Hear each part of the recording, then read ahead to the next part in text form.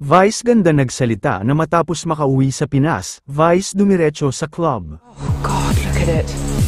It's perfect.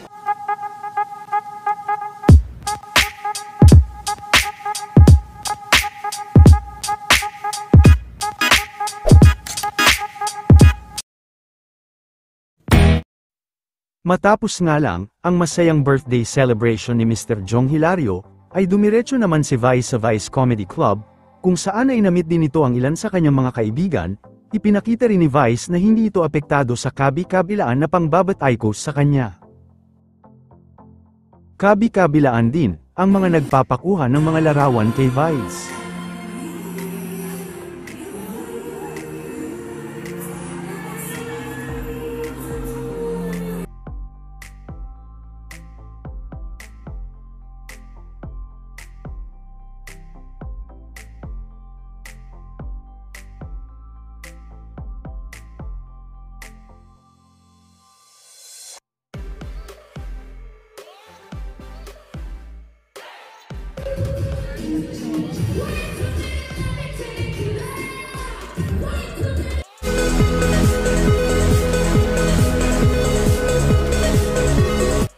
Samantala hindi naman pumasok at kasalukuyan na nagpapahinga pa rin ngayon si Vice sa Showtime, nagbigay din ito ng pahayag kung ano na umano ang kahulugan ng success sa kanya ngayon.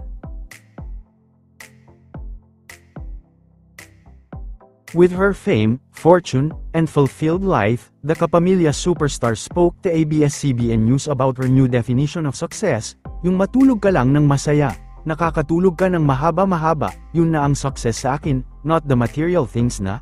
She said, dati, nung wala ka pang pera, ang success sa iyo ay may kinalaman sa finances, material wealth, kapag nakuha mo na yun, hindi na yun ang concept mo ng success, sa akin, pahinga, family na, she added.